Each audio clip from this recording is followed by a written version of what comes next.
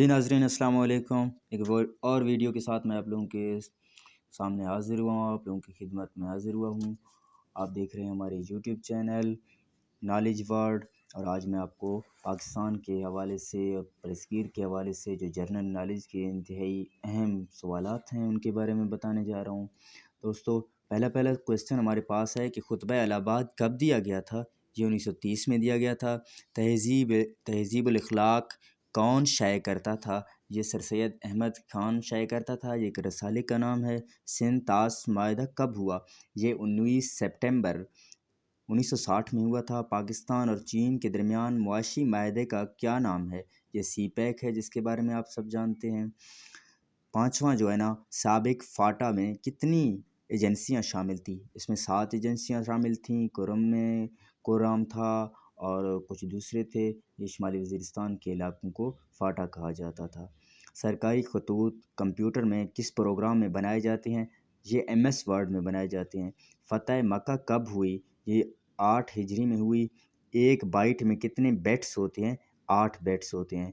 किस आइनी तरमीम के तहत इख्तियारात सूबों को मुंतकिल किए गए। 18वीं तरमीम।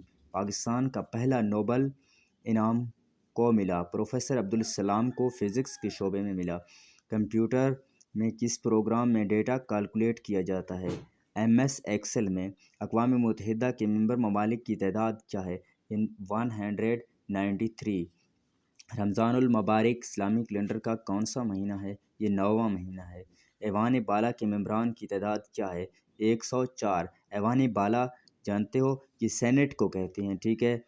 और सुप्रीम कोर्ट ऑफ पाकिस्तान में कुल जजेस की तादाद क्या है। ये 16 होते हैं। ओजोन लेयर को सबसे ज़्यादा नुकसान कौन सा मादा करता है। ये कार्बन डाइऑक्साइड है। पाकिस्तान के ऐवान